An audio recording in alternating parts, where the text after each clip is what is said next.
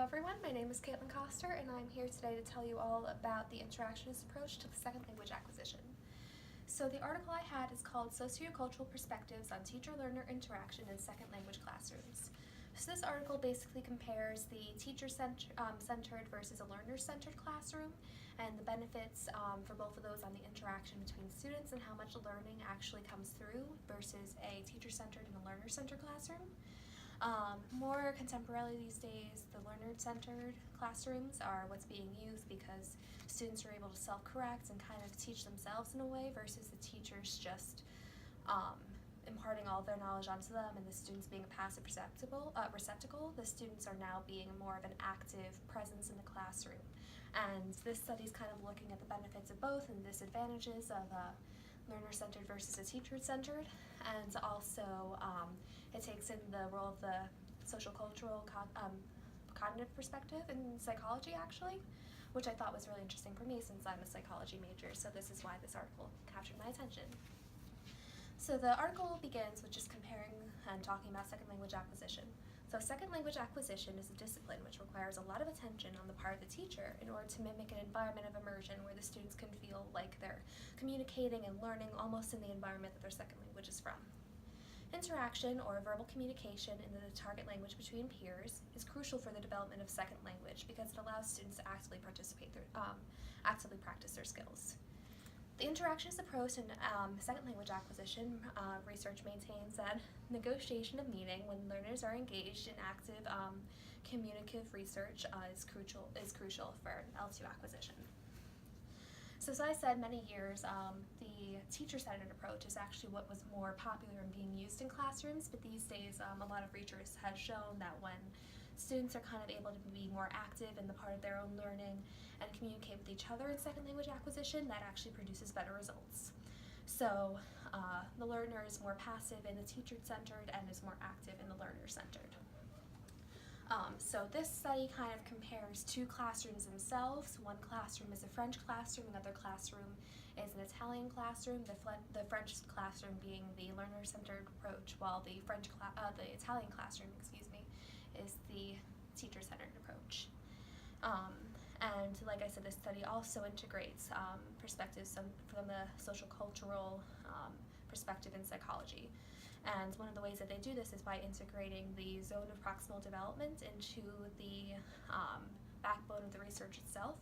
So the zone of proximal development is defined as the difference between the child's developmental level as determined by the independent problem solving and the higher level of potential development as determined through problem solving under adult guidance or in collaboration with more capable peers. And so this is basically saying that in order to develop their zone of proximal development, the child needs the support of someone who is more capable of them and is able to teach them the information, but they don't need to be lectured. They kind of just need a scaffold.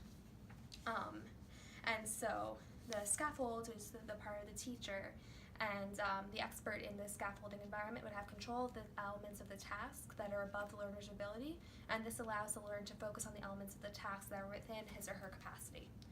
So in scaffolding, the expert can provide 6 functions. There is recruitment, which enlists the learner's interest in the task. There's reduction in the degrees of freedom, which simplifies the task. There is direction maintenance that keeps the learner motivated in pursuit of their goal. There is making critical features, and this highlights the certain relevant features and points out discrepancies between what has been produced and the ideal solution. There's frustration control, which is reducing stress and frustration during problem solving.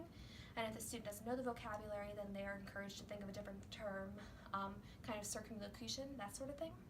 And then there's demonstration, which is modeling an idealized form of the act to be performed by completing the act or by explicating the learner's partial solution. And so as I said, there are the 2 classrooms which demonstrate the difference between a teacher-centered and a learner-centered approach.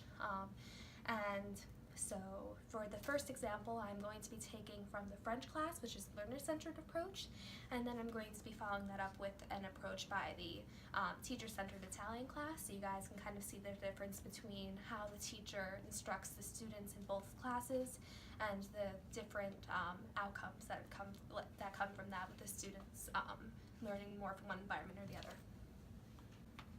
So in the French classroom, I'll be playing the role of the teacher trying to teach the students about grammatical structure.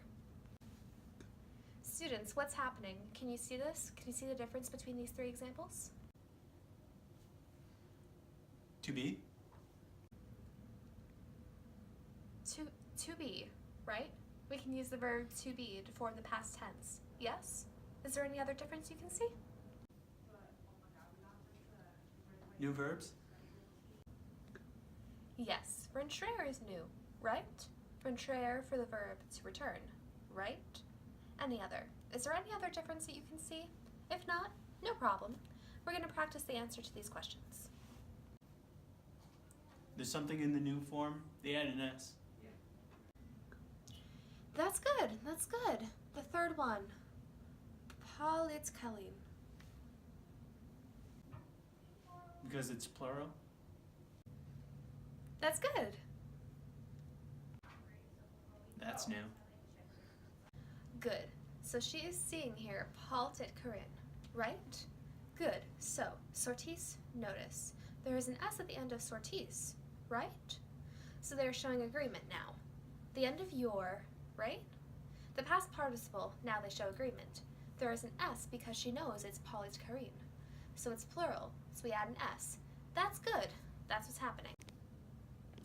In this episode, the teacher uses open-ended questions to help lead learners to reflect on the form used in the three examples, and she also invites them to help verbalize the different rules in the three examples. The teacher also recruited the learner's interest by asking, what's the difference? When the students no longer have anything to contribute, the teacher withholds explaining and just provides more examples so that the students can greater reflect on what they just learned. Therefore, as you can see, this learning is it's learner-centered. Now, contrastly, here's an example of a dialogue within the Italian teacher-centered classroom. The role of the teacher will once again be played by me. In this lesson, you are doing two very important things primarily. You're learning about possessive adjectives and another past tense, the imperfect tense. You've already had the passato promiscuo. They're both past tenses, but they have different uses in Italian. Intricate for the speaker of English, not so intricate for speakers of other Romance languages. Let's talk about possessives first. What's the word for book? Libro. What's the word for house? Casa. Okay, let's go masculine and singular. The book. Il libro. The house. La casa. That's correct. Now we have a masculine and a feminine. Masculine article il, feminine article la. We've also learned that adjectives agree with the nouns that they modify. An adjective agrees with the noun it modifies. That was important until now, but it becomes even more important now in this lesson. So, the beautiful book, il bel libro. The beautiful house, la bella casa. Now we're going to adjectives, possessive adjectives. Possessive adjectives are words that describe other words, other nouns, pronouns, or other adjectives. The beautiful book, beautiful is an adjective. The red book, red is an adjective modifying book. Possessives in English and Italian are also adjectives, possessive adjectives. My house is a possessive in Italian. It's next to the noun. It is also an adjective. Now, what did we just say? Adjectives agree with the thing modified. My book, il mio libro. The book is red. Il mio libro è rosso. My house is white. Mi casa. Adjectives agree with the noun they modify. So in this dialogue, the teacher presents himself as the absolute possessor of knowledge on the topic of information that he delivers to his students. The teacher dominates the situation, which is true in a teacher-centered classroom. The nature of the questions that the teacher presents do not assist the learners in the resolution of the problem. Rather, they are designed to assess whether the students know the Italian equivalent of the English words that the teacher uses in his explanation. The learners are not encouraged to reflect on the structure of the grammar being presented because the students don't have any, the students don't have to produce the outcome themselves. They basically just go based off of the teacher. They themselves don't have to think actively about the situation, which is the difference between a teacher-centered and learner-centered classroom, which is why studies these days show that a learner-centered classroom is better for the student's actual reflection of the material. Another important principle in second language acquisition that was talked about in this article is turn allocation. The way turns are allocated in the classroom also indicates the orientation towards teacher-centeredness or towards learner-centeredness. In a teacher-centered classroom, the turns are allocated by the teacher calling on individual students to participate and answer questions. Meanwhile, in learner-centered classrooms, teachers frequently open the door for individual contribution where voluntary responses are common and encouraged. Even when turns are allocated by the teacher themselves, she usually goes based off of signals of willingness and relies on the volunteers of students who are already vocalizing the answer. The study concludes with saying that current trends call for a learner-centered orientation in language classrooms. It is believed that communicative abilities foster a great amount of linguistic production, thus providing language practice and opportunities for negotiation of meaning and form during communicative exchanges. The analysis of teacher-learner interactive exchanges show that teachers, through dialogue, can lead learners to become highly involved in the negotiation of meaning, linguistic form, and rules for classroom behavior during classroom activities. This study contributes to the modern second language acquisition research by providing insight into the cognitive functions mediated by language and teacher-learner interaction during negotiation. We can improve our understanding of the functions served in the communicative moves used by teachers to provide learners with effective scaffolded help within the zone of proximal development. So, as was evidenced in the dialogues witnessed with the Italian classroom versus the French classroom, you can see that the students are more involved in the French classroom and they get more out of it because the teachers are there as kind of a scaffold rather than just a possessor of knowledge, so that students can actually participate and learn the information better. Thank you.